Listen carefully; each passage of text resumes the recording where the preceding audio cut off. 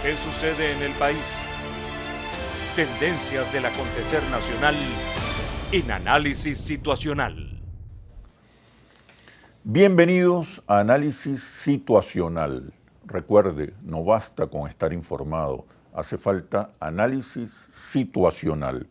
Hoy nos acompaña Rodolfo Sanz, diputado a la Asamblea Nacional por el Partido Socialista Unido de Venezuela. Es el primer vicepresidente de la Comisión de Energía y Petróleo del Parlamento. También es miembro del Consejo Político de la Revolución y es autor del libro China, la nueva civilización. Bienvenido, Rodolfo. Gracias, Oscar, ¿Cómo por estás? tenerme de nuevo en tu prestigioso programa. Hoy uno de los grandes temas de actualidad es el 20º Congreso del Partido Comunista Chino. ¿Qué observa? ¿Qué conclusiones podemos sacar de este 20º Congreso? Tú sabes que los 20 congresos de los partidos políticos en el mundo son sumamente importantes, ¿no? Sí. En el informe que presenta el presidente Xi Jinping a este congreso, dice que la humanidad está en una encrucijada y que a China se le presentan oportunidades de una coexistencia de oportunidades estratégicas con riesgos y desafíos importantes, condicionados por factores externos que ellos tendrán que ir resolviendo, ¿no?, en el camino, porque, como dice el presidente Xi Jinping, es difícil predecir todo lo que va a ocurrir y siempre hay que tratar de buscar la verdad en los hechos. Expresión de Confucio, que le hizo suya Mao Zedong y que el presidente Xi Jinping ha repetido en muchas oportunidades. Este congreso tuvo cosas nuevas, Oscar. Por ejemplo, en la política de un país dos sistemas, que plantea la reunificación pacífica de la patria china, respetando el capitalismo en Hong Kong, en Macao y en Taiwán, y fortaleciendo la economía socialista de mercado en China continental. Y es que por primera vez el tema de Taiwán es tocado de una forma desagregada del tema Macao y Hong Kong. Y que también por primera vez el presidente Xi Jinping recomendó al plenario del Partido Comunista no descartar y reservarse el uso de la Fuerza Armada China para resolver los conflictos separatistas en Taiwán. Eso nunca había ocurrido. Esto es un elemento nuevo. El segundo elemento nuevo es que China va ahora hacia un desarrollo de la economía de mercado socialista de alto nivel. ¿Qué significa eso? Basado Economía en- socialista de mercado. Sí. Significa que la economía va a transitar, ¿verdad?, de una manera mucho más eficiente la determinación de los procesos económicos a partir de las señales que envía el mercado. Eso implica aumentar el consumo interno de la población en un altísimo nivel y tratar de desarrollar las nuevas tecnologías disruptivas, las nuevas tecnologías que pueden convertir a China en un país de alta innovación. Recuerda que China todavía no está con todo el desarrollo científico-tecnológico en los primeros puestos de países de innovación tecnológica y científica. Este es un propósito que se plantea China para los próximos 5 años, ¿no? Y dicen aumentar la oferta y la demanda interna. Desarrollo económico a dos manos, ¿no?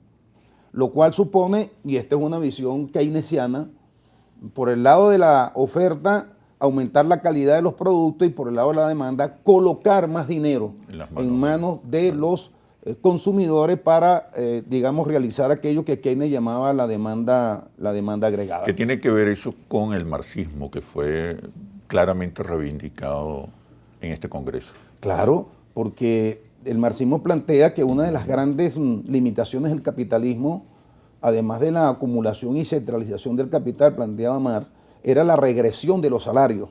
Es decir, Marx decía que el capitalismo entraba en crisis porque cada vez los salarios iban a tender a bajar en la medida en que el capital se acumulaba y se centralizaba en pocas manos, y que esto iba a ser motivo de generación de crisis.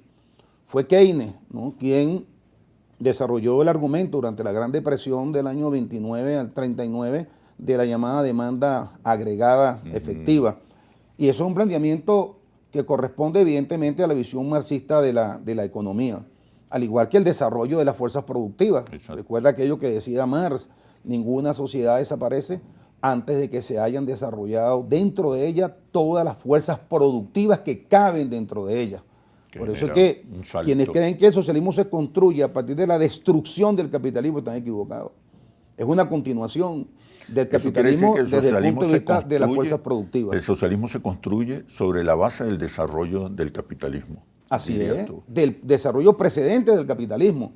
Recuerda que Marx también señaló en el manifiesto que la burguesía en su momento cumplió un papel revolucionario. Desarrolló la industria, aplicó la química, el desarrollo económico, desarrolló las fuerzas productivas, creó el mercado mundial, como decía Marx, a su imagen y semejanza. Por eso los chinos, en mi entender, cuando hablan de la chinización del marxismo, que es un elemento también nuevo que introduce Xi Jinping, es la adaptación de la formulación teórica general del marxismo a las realidades específicas y concretas de China, muy enraizado con la cultura milenaria de los chinos. Sí, ese informe se reivindica primero la vigencia del marxismo y también la vigencia de los valores milenarios de la República Popular China. Creo que sigamos profundizando en este tema, pero una vez que regresemos de los comerciales. Ya venimos. ¿Qué sucede en el país? Tendencias del acontecer nacional en análisis situacional. ¿Qué sucede en el país? Tendencias del acontecer nacional en análisis situacional. Nos acompaña Rodolfo Sanz, diputado a la Asamblea Nacional por el Partido Socialista Unido de Venezuela. Es el primer vicepresidente de la Comisión de Energía y Petróleo del Parlamento y también es miembro del Consejo Político de la Revolución. Quisiera que continuáramos enumerando las distintas significaciones que tiene el 20º Congreso del Partido Comunista Chino. Hay otra cosa importante. El presidente Xi Jinping divide el periodo de la modernización de China en dos fases importantes. Del 2022 al 2035 van hacia un país básicamente moderno, con algunos cambios en los patrones de industrialización que se separan cada día más de esa industrialización contaminante, de esa industrialización que genera una terrible división entre campo y ciudad, que es la industrialización de tipo occidental. Y luego, del 2035 al 2050, van a una sociedad moderna, industrializada totalmente, con tecnologías de punta, tecnologías disruptivas, tecnologías ecológicas, y a un aumento del PIB per cápita, que ellos plantean aproximarlo a los países altamente desarrollados. Una meta ambiciosa, después de haber cumplido la meta de pobreza cero y de una sociedad modestamente acomodada. Eso tiene mucha relación con lo que ha planteado el presidente Maduro aquí, de la nueva época de transición al socialismo. Y ha dicho que la primera fase es 2022-2030, 8 años. China se plantea algo sumamente importante para completar su tendencia a convertirse en un gran exportador de capital. Tú recuerdas que Lenin definía en el imperialismo fase superior del capitalismo que la característica más importante del imperialismo como fase superior era la fusión del capital industrial con el capital bancario, que le daba una capacidad a los países desarrollados para la exportación de capital. Y lo veía como un capital que no iba a generar procesos industriales de liberación, sino de opresión en las naciones subdesarrolladas y dependientes. Bueno, los chinos se plantean ahora, como el gran exportador de capitales que son, internacionalizar el yuan. Eso es sumamente importante. Claro. Y dicen participar en la división internacional del trabajo. Eso quiere decir que los chinos van a analizar en qué realmente se van a concentrar para las exportaciones mundiales, en qué tienen esas ventajas competitivas que han hecho de China una gran potencia industrial, y van a permitir, mediante el impulso del desarrollo con la internacionalización del yuan, que otros países se desarrollan y puedan producir con sus ventajas competitivas lo que China no puede generar. Esto es un hecho muy importante porque es la competencia del yuan con el dólar, con la moneda fuerte del mundo. Es decir, en los próximos 10 años, China va a ser un protagonista importante del sistema financiero internacional que hoy no lo es.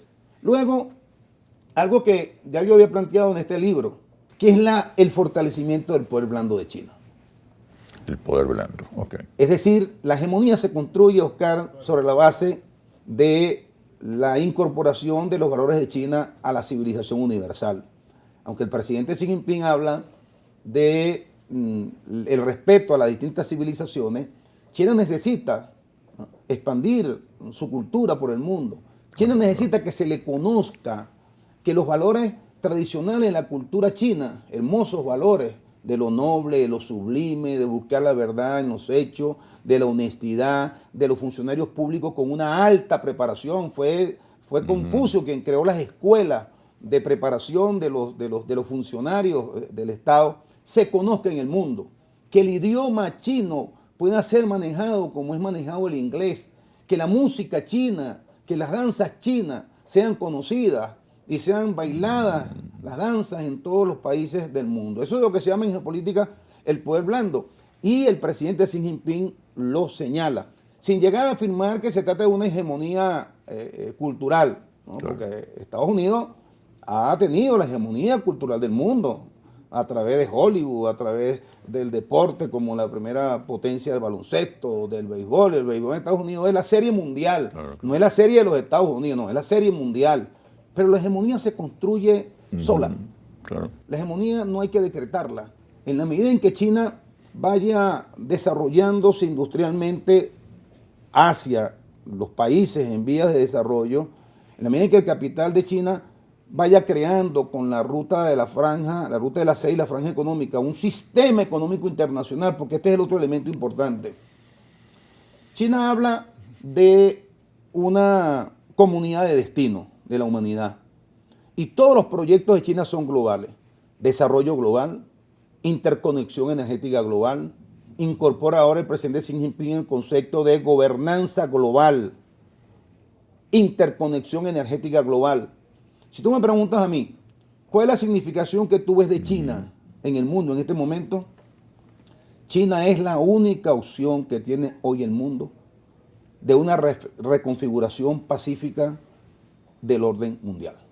¿En qué términos? Los dos órdenes mundiales que hemos conocido, el de Westfalia y el orden mundial de Bretton Woods, después de la Segunda Guerra Mundial, se construyeron después de dos guerras. El primero, después de la Guerra de los 100 años, europea. El segundo, después de la Segunda Guerra Mundial.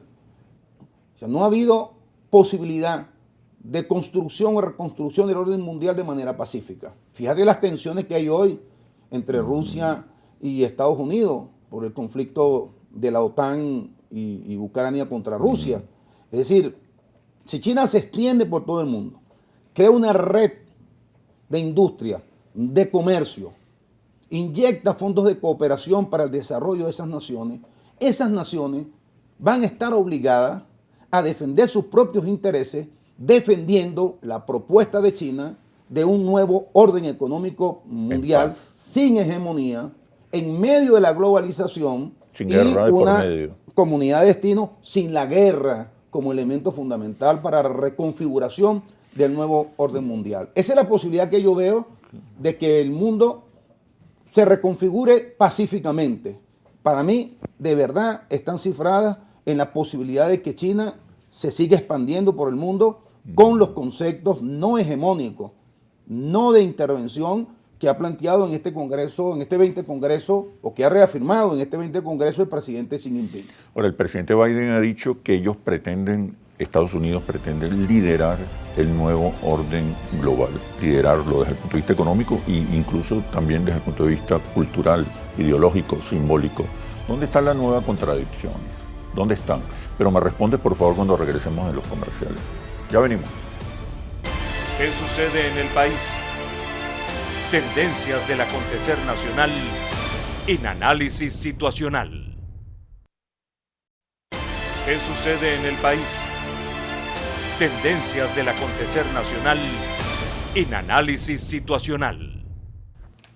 Nos acompaña Rodolfo Sanz, diputado a la Asamblea Nacional por el Partido Socialista Unido de Venezuela. Es el primer vicepresidente de la Comisión de Energía y Petróleo del Parlamento y miembro del Consejo Político de la Revolución.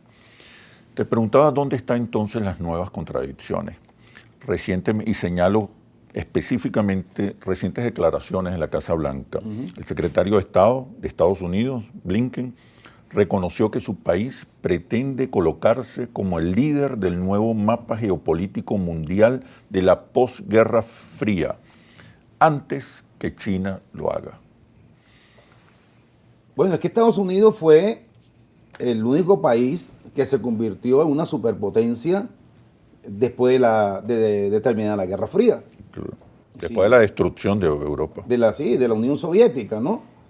Y Estados Unidos cometió el error de subestimar a China.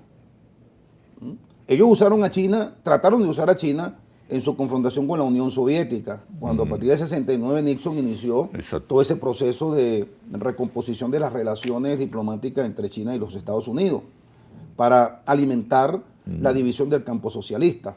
Pero una vez caía la Unión Soviética, ellos descuidaron a China. Como dijo Kissinger, mientras nosotros hacíamos guerra, mientras nosotros ocupábamos países, China hacía desarrollo industrial, científico, tecnológico y hacía comercio con todo el mundo. ¿De qué nos vamos a sorprender ahora? Decía Kissinger. Y otro teórico importante, Zbigniew Brzezinski, que tiene un libro muy famoso que es el Tablero Mundial, pero tiene otro que se llama Liderazgo Dominación, dijo correctamente que el dilema de los Estados Unidos en este siglo XXI era liderazgo pacífico o dominación por la fuerza. Para que se cumpla eso que está diciendo Joe Biden, Estados Unidos debe dejar las siguientes cuestiones. Uno, el antiglobalismo y el proteccionismo. Xi Jinping ha criticado que ahora quienes promovieron la globalización parece no convenirle la globalización. Se está refiriendo a ese sector del Partido Republicano que lidera de alguna manera Donald Trump, que se opone a la globalización, que está en concordancia con la Europa Atlántica, es el llamado atlantismo antiglobalización, que pretende ahora involucionar la globalización con medida proteccionista, estableciendo sanciones económicas a los países como se le establecieron a Rusia antes del conflicto OTAN Rusia-Ucrania, con la no certificación del gasoducto Nord Stream 2 y las sanciones a Gazprom y a las otras empresas que participaron en la construcción de ese gasoducto que da por la parte del mar Báltico, ¿no? hacia Alemania. Y lo otro es que Estados Unidos debe dejar de polarizar el mundo. Y ahí entonces el planteamiento del presidente Xi Jinping. China no está interesada en polarizar el mundo. China no está interesada en una nueva guerra fría. China está interesado en una economía globalizada. ¡Oh, escándalo! Para los que veían a la globalización como una contradicción de un país socialista en la cual no podía participar. Pero escándalo para los que en Estados Unidos y Europa, la OMC, etcétera, sobre la fundamentación de la metafísica del libre mercado, promovieron la globalización y entonces ahora vienen de regreso porque con China le salió el coco en la globalización. De manera que para que Estados Unidos cumpla ese papel que dice el presidente Joe Biden de liderar la nueva economía mundial o la globalización, requiere entonces desprenderse del antiglobalismo, el proteccionismo y la polarización permanente. Y por último, debe entender que si las monedas son expresión, ¿no? El poder de las monedas son expresión del desarrollo de la economía, del Producto Interno Bruto del mundo, la moneda más fuerte en el mundo debería ser la moneda china. Y tiene que permitir, en este proceso que va a transitar China de internacionalización del yuan, ya es una moneda de reserva legal en el Fondo Monetario Internacional, pueda circular sin ningún tipo de sanciones como se le impuso en un momento en la relación de Rusia y China, tanto al yuan como al rublo. Pero uno pudiera pensar que la estrategia norteamericana está orientada más bien a frenar a China, a debilitar a China.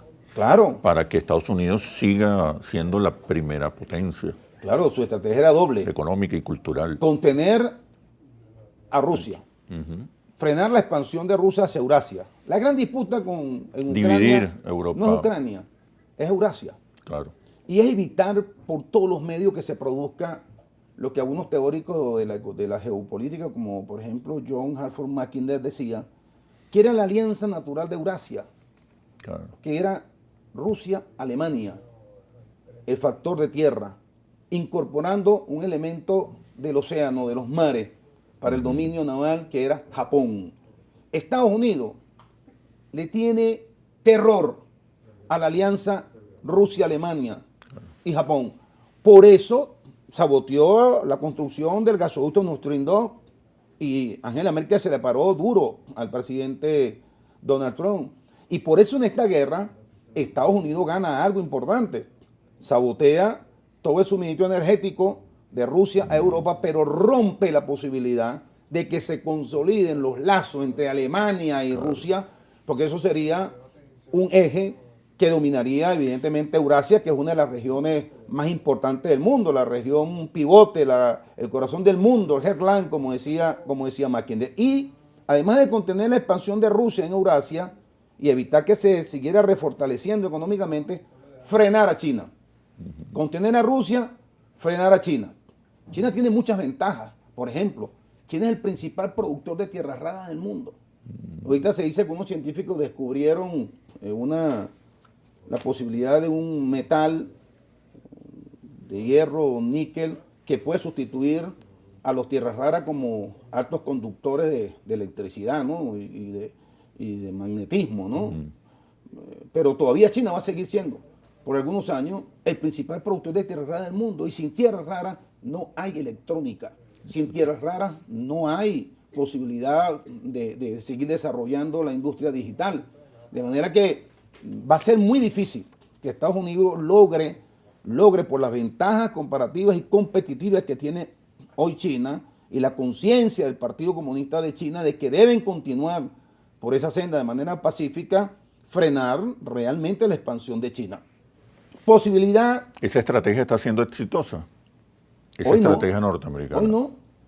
Le impuso sanciones al acero y altos aranceles al acero y al aluminio de China. Y sin embargo, terminaron negociando. Porque la interdependencia económica de China y Estados Unidos hoy es muy evidente. Permitieron que entraran con aranceles moderados estos productos de Estados Unidos, mientras China le va a seguir comprando cítricos, le va a seguir comprando motores de aviones, es decir, pues le va a seguir comprando aquellos productos de alta tecnología que todavía China no produce en la calidad y en la cantidad que requiere su país. Posibilidad de un acuerdo tripolar del cual hablan algunos, yo lo veo difícil. Claro. Lo veo difícil porque yo no creo que China, Rusia y Estados Unidos quepan los tres en Eurasia. No caben los tres en Eurasia. Por eso es tan peligroso el conflicto Rusia, Estados Unidos, Ucrania. Rusia dice que si ellos pierden esta guerra con Estados Unidos, prácticamente se colocan al borde de la extinción como civilización. Eso lo dice Alexander Dugin, que en un artículo importantísimo pone las 4 opciones de esta guerra. Quiero que me expliques bien ese escenario. Quiero que me expliques bien ese escenario, pero una vez que regresemos a los comerciales. Ya venimos. ¿Qué sucede en el país? Tendencias del acontecer nacional en análisis situacional. ¿Qué sucede en el país? Tendencias del acontecer nacional en análisis situacional. Nos acompaña Rodolfo Sanz, diputado a la Asamblea Nacional por el PSUV, primer vicepresidente de la Comisión de Energía y Petróleo del Parlamento. Es también miembro del Consejo Político de la Revolución. Me comentabas, me explicabas acerca de esos escenarios. ¿Qué podemos esperar? Porque emergen 2 o 3 polos significativos en el mundo y están reconfigurando el orden mundial. ¿Cuál sería el escenario más probable? Yo veo 4 polos. 4 polos. Estados Unidos con su vieja tesis del destino manifiesto, la unipolaridad del mundo, la hegemonía absoluta y no el liderazgo, impuesta por la fuerza y por la diplomacia muy activa, ¿no?, estadounidense. Veo el planteamiento de China, ¿no?, más globalización, más libre mercado. Sin aspiraciones hegemónicas. Sin aspiraciones hegemónicas. Que sí las tiene Estados Unidos. Con la tesis de la comunidad de destino de la humanidad y con respeto a las civilizaciones. Está el proyecto euroasiático, también con respeto a las civilizaciones en plural. Hablan de que no hay una civilización todavía universal. Claro. No se pueden vender los valores de la civilización norteamericana y anglosajona como lo que corresponde a todo el mundo, cuya disputa central es Eurasia, que es el corazón del mundo, es Heartland, como decía Mackinder, y que es un continente con una extensión de 54.000 kilómetros que representa cerca del 52% del PIB mundial y donde se concentran buena parte de la economía con un amplio desarrollo industrial y tecnológico.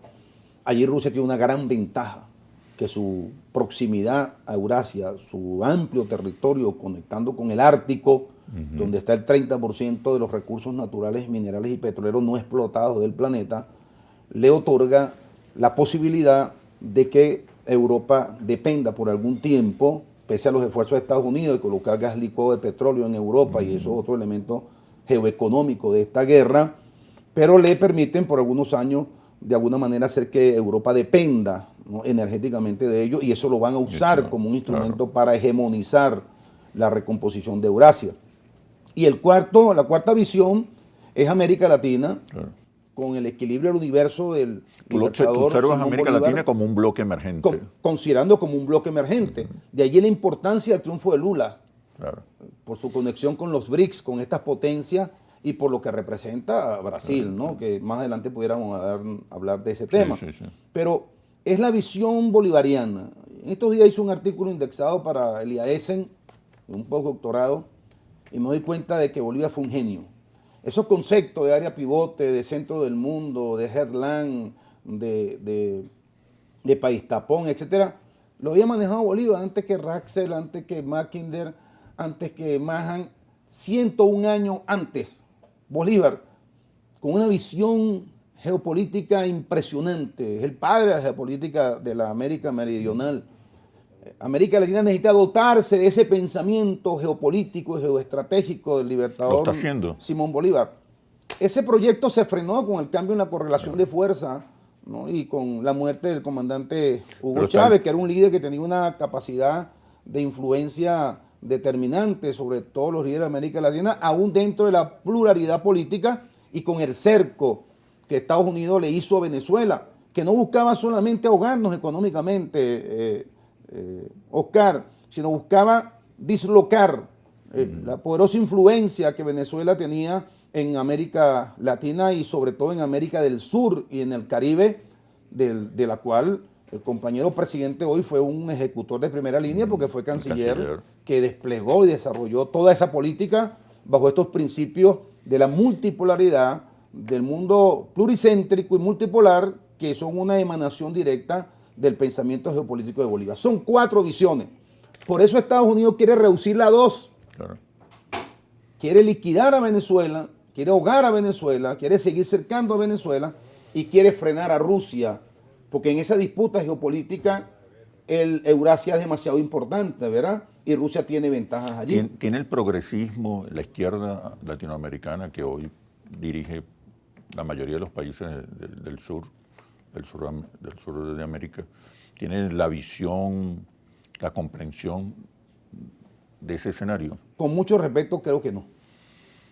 Creo que el único que se ha aproximado, además el presidente Maduro, que tiene clara esa política, esa visión, que la ejecutó durante mucho tiempo, el que se aproxima un poco a eso es el compañero que acaba de ganar en Brasil, Lula da Silva. Sí.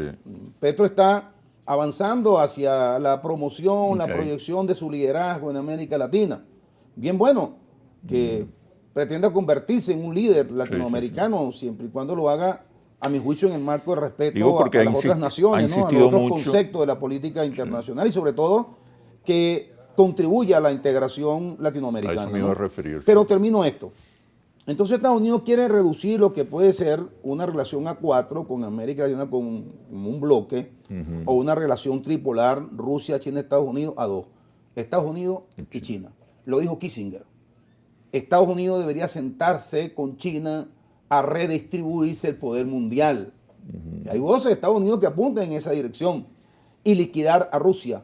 Porque además, la tesis de Dugin, por ejemplo, que incide mucho sobre el presidente Putin del proyecto euroasiático, no integra a Estados Unidos.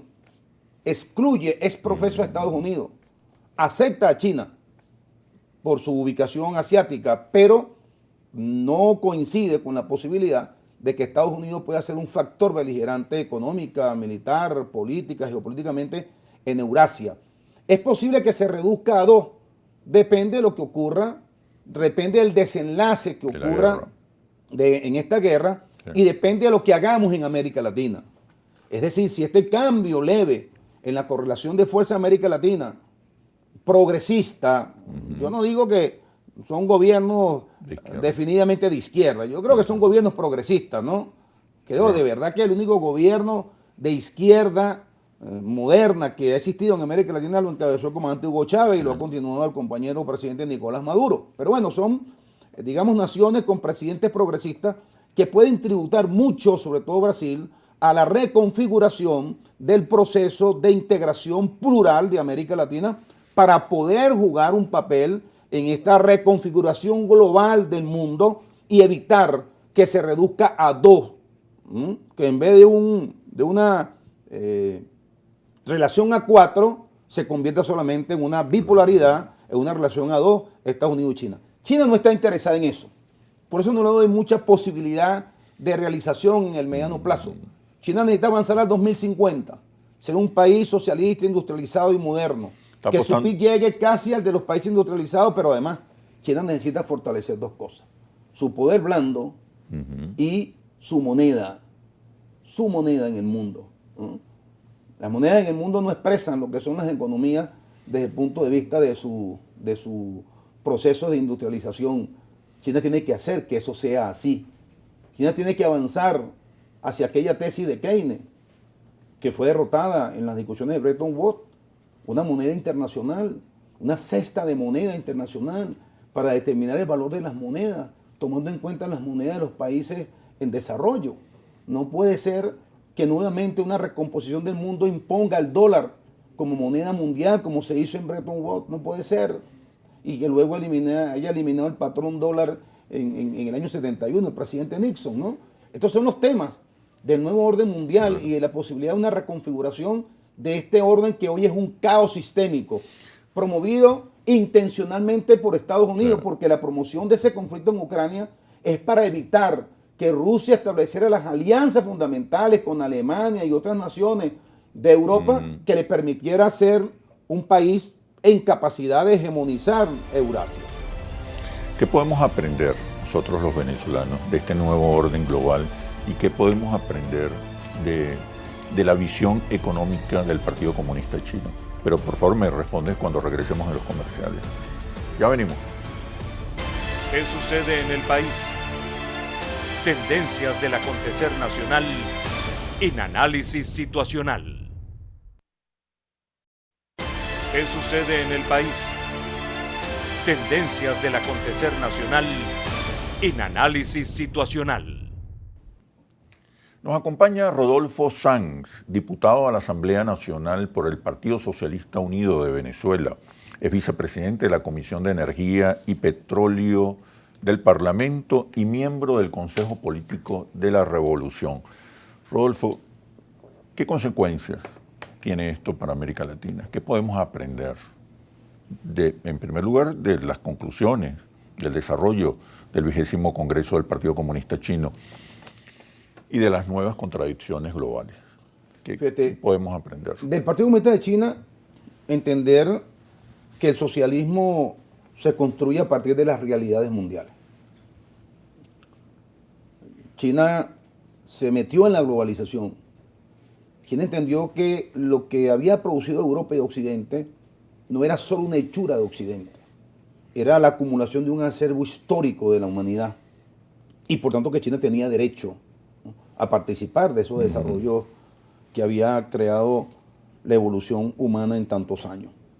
En segundo lugar, de que es posible combinar justicia social con economía de mercado socialista. La economía de mercado socialista, China apunta ahora hacia un mercado socialista de alto nivel, permitió al mismo tiempo que fortalecía la economía china internamente porque logró un estándar de vida superior que tenía China hace 40 años y hacer justicia social, Claro. eliminando la pobreza. Entonces aquello de que si la economía de mercado florecía, había más pobreza, queda desmontado con el desarrollo de China. ¿Cuál ha sido el secreto? La direccionalidad del Estado. El rol del Estado. El rol del Estado, Claro, es que clave. también se derrumbó la tesis de que cuando el Estado intervenía en la economía y moderaba la economía o guiaba la economía fracasaba o la economía decrecía. Eso no ocurrió en China. Ambas tesis, una de la derecha, otra de la izquierda de hace algunos años atrás, de décadas atrás, fueron derrumbadas en el escenario chino. Y en tercer lugar, que la visión del marxismo universal puede y tiene que adaptarse necesariamente a las condiciones nacionales de cada país. Los chinos lo llaman chinización del marxismo, yo lo llamaría venezolanización del marxismo. Claro. En cuanto al tema de la fuerza productiva, el tema del mercado, el uso de la ciencia, la tecnología, la innovación soberana, como dice el profesor Edgardo Ramírez en el Consejo Político, siempre acuña ese término, tecnología soberana, son la punta de lanza para el desarrollo de cualquier proyecto exitoso, porque es lo que permite producir riqueza de manera abundante, producir bienes de manera abundante para sostener las necesidades de la población, porque, y aquí repito a Deng Xiaoping, el socialismo no es un fenómeno de la pobreza, sino un fenómeno de la riqueza. Claro. Del escenario geopolítico, que América tiene que volver a unirse, como en los tiempos del comandante Chávez, con las pluralidades que existen y que siempre van a existir. El presidente Hugo Chávez convivió con gobiernos de derecha, como el de Piñera, por ejemplo, en Chile, y había una relación de mucho respeto. Solo que cuando cercan a Venezuela, claro, cuando llega el bloqueo con fuerza y aparece el cartel de Lima, la relación plural que había desaparece, se extingue, y entonces América Latina entró en una pugna, ¿no?, que ha consumido las energías de todos nuestros países y ha evitado que los procesos de integración política y económica avanzaran para estar en condiciones de competir en este juego geopolítico que es determinante para el mundo y para todas las economías y todos los sistemas políticos del mundo.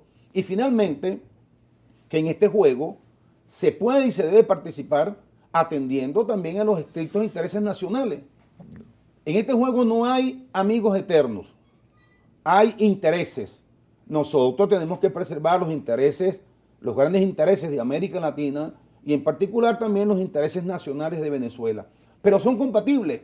Fíjate que China dice más y mejor globalización y más y mejor mercado interno, más y mejor oferta, más y mejor demanda colocando dinero en manos de los consumidores chinos para que el desarrollo de la economía sea combinado. Los productos de calidad que exportemos al exterior deben estar en condiciones los chinos de consumirlo internamente y eso solo lo hacen si se aumentan salarios, si se aumentan primas, si se aumentan pensiones para que la gente tenga dinero en las manos, en el bolsillo con que consumir, ¿no? Una política, te lo decía hace un momento, estrictamente keynesiana, pero válida para los tiempos actuales porque la economía no ha inventado otra cosa. Cito a Keynes. Los economistas que manejan nuevas teorías creen que han descubierto algo nuevo y no saben que son presos de las ideas de un economista muerto. Es decir, pocas cosas se han inventado, pocas cosas. Y en China se ha visto que el keynesianismo, que todos decían estaba muerto frente al desarrollo de las corrientes neoliberales, ha resucitado, está vivito y coleando en algunas de las políticas claves que desarrollan. El impacto de China en la economía latinoamericana, ¿qué datos tienes? Mira, hay unas láminas que reflejan cómo China ha avanzado en América Latina con sus inversiones. Tiene 3 instrumentos. Las inversiones directas extranjeras. China ha venido comprando un conjunto de empresas a nivel de América Latina, tanto China como Hong Kong. Hay una lámina, creo que es la tercera, que refleja el color azul cómo China ha ido aumentando en el 2010-2014 interanualmente cerca de unos 8.000 millones de dólares de la inversión de las empresas chinas, comprando acciones en petroleras de Brasil, comprando acciones en empresas mineras y petroleras de Bolivia. En el del 2015 al 19 en cerca de 7.000 millones de dólares y en el 2020 cerca de 8.000 millones de dólares. Es decir, un crecimiento sostenido de China. Y una cosa importante, que lo hablábamos esta cámara, que es el gráfico número 4, donde se evidencia, Oscar, cómo China, con esta tendencia hacia un gran exportador de capital, ha desplazado a los bancos tradicionales. Aquí se ve en el color naranja el Banco de Desarrollo de China, la curva ascendente, ¿no?, entre el 2007 y el 2010. Y mira la caída del Exim Bank de Estados Unidos, la caída que sufre la exportación de capital en forma de préstamo, de crédito del Banco Mundial en color verde y del Banco Interamericano de Desarrollo, en color azul el Banco Mundial y en color verde el Banco Interamericano de Desarrollo. Es decir, China se ha consolidado en América Latina como el principal exportador de capitales, por la vía de la inversión directa a las empresas chinas, por la vía de los préstamos y por la vía de los programas de cooperación con fondos no retornables. Desplazando a los Estados Unidos. Desplazando a Estados Unidos, al Banco Mundial, al Banco Interamericano y al Fondo Monetario Internacional. Uno pudiera pensar que Estados Unidos viene de vuelta, de regreso hacia América Latina para recuperarla. ¿Eso puede ser posible? Y han dicho que el Banco Mundial va a destinar un monto importante, hablaron creo que de 5 o 6 mil millones de dólares, para financiar economías latinoamericanas. El problema es bajo qué condiciones.